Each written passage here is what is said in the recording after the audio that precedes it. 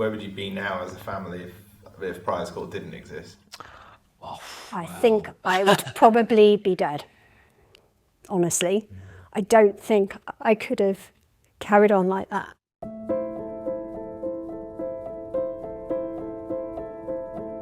Zach missed every milestone as a baby. He didn't sit, he didn't walk, he didn't talk, he didn't crawl. But it took quite a while to get people to accept that there was an issue. For the first couple of years, it's like, oh, don't worry, he'll catch up. But I could just tell that there was something different about him. And it got more difficult as time goes by. So during the day, you're on high alert, running around after him thinking, what's he going to touch? What's he going to stick his fingers into? What's he going to eat? So he might be awake at 3 a.m, giggling hysterically or crying, and you don't know why because he can't tell you, trashing his room, taking his sheets off his bed, ripping up his books. You're doing this on 2 to 3 hours sleep a night. I was doing the majority of it because Matt was the sole breadwinner, and you're absolutely exhausted. I was physically very, very low. I was covered in eczema, gums were all bleeding. You know, I was just a shell and I was really on the edge. By the time he was 9, I couldn't do it anymore. And had to make that decision that I said we would never make. I always said over my dead body, would he go anywhere other than with us? Prior School provides an education for a quite specific group of autistic people who have quite a specific and extensive range of needs. We adopt an evidence-based approach. The behaviour of young people, their actions, their responses to things, that's part of how they communicate. And if they're responding to things in a way which might appear to us to be challenging or appear to be difficult, they're trying to tell us something, they're trying to communicate something to us. And if we don't understand what that is, our job is to find out what it is that they're trying to tell us.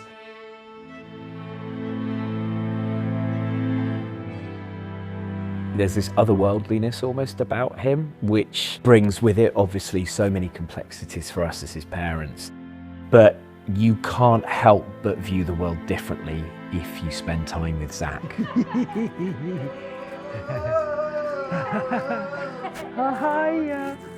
He is absolutely drop-dead gorgeous. He's beautiful. He just looks at you with these big, big eyes, which means he gets away with murder. He wants lunch again. From that moment we came here and we met the staff here and we saw the facilities and we saw the ability of what it could offer Zach. Knowing that this was where he could have a life. That then became our life's mission to just go, right, now, got to roll our sleeves up and get him in here. Here, because they've got this army of wonderful carers throughout the waking day curriculum, the staff are able to take these wonderful kids out to the park or to the Toby Carvery. He has opportunities that we could never give him. He goes horse riding, he goes swimming, he goes out to the shops. He has 50 acres of woodland to wander around in.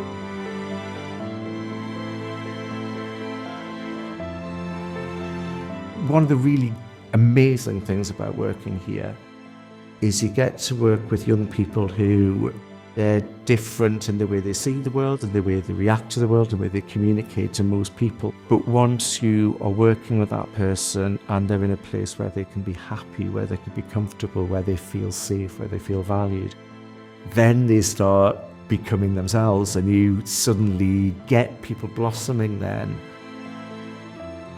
The big progress for me is he seems happier.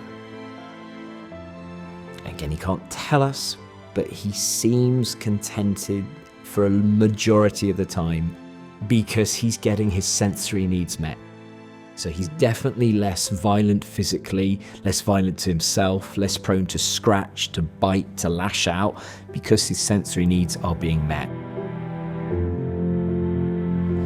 Still breaks my heart every time. So he's 15 now, so he's been here for 5 years. When you get him in, you're dealing with children's services, and at some point you have to transition to adult services. When Peter comes home for a weekend, we have a schedule that's waiting for him on the side that has all his activities. They vary, but one thing that doesn't normally vary is Friday night trip to Brighton. He's got, I would guess, probably over 100 different kites in various locations. At his grandmother's house, at our friend's house, in our garage, in his bedroom, and he loves going to Brighton to fly them. When we first came into contact with Prize Court, we were really in crisis as a family. Peter had been excluded from his previous school. So we came and met people here. When he arrived here, he was traumatised and almost terrorised by life. The staff here taught us how to use schedules, social stories, how to plan a day so that we were reducing his anxiety. He was transformed by his time here.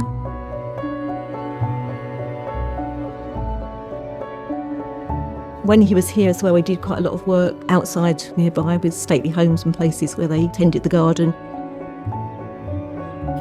He's now transferred those skills to the allotment, where he works with Mark.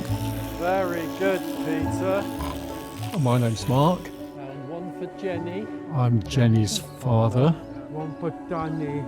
Jenny was diagnosed at an extremely young age, around about 14 months old. That's incredibly young for somebody to be diagnosed with autism, and it's partly because she was on the extreme scale. Jenny came to Prior's Court at the age of 7 and left at the age of 26, so she was here almost 20 years, and in that time matured from a very anxious, upset, miserable person to how she is now, age almost 33, we wouldn't have believed. You know, she's a delight, to be honest. Good, careful work. So, thank you, Prize Court. Once a young person in a family are at Prize Court and it's meeting their child's needs, that kind of puts that one to bed, and then the second anxiety is what happens afterwards. Hello. I'm Deborah. I figured out you were Deborah and not Mark. Nice to meet you. We usually start transition planning years before that point of transition happens. The main aim is to make sure that they're equipped for a fulfilling life, a whole life, so that when they do leave here, they're able to have a fulfilling adulthood. It is complicated and it is difficult. There aren't enough places readily available in the outside world that can meet the needs of the people who are graduating, if you like, from education here. They do exist, but there's a bit of a jigsaw to navigate. What advice would you give to us as parents with similar kids? Well, I'd say the next 10 years will go quickly. Make the most of it, because we haven't had the same level of provision since Peter left. When he transferred from here to adult social care, it was really down to us. What he needed was actually a strong voice from us as parents. We need to be quite stubborn. He learned here what he needed and what makes life possible for him. And when he's got those things in place, he can really thrive. When people leave Prize Court, they will have a love of learning because of the value and the happiness that it brings to their lives, and because they can see that they're contributing. I never thought that he would lead such a happy and fulfilled life and have such good relationships with so many people. While Zach is here and being nourished and cared and educated and loved, we have this maybe 10 years to be able to make sure we can start to get the world in a place where it's going to look after him. I guess the most important thing is that he's cared for by kind people that keep him safe and, you know, can never love him like a parent can, but could be the next best thing. My advice would be believe and have ambition and infinite calm and patience and structure and repetition, and it'll all work out.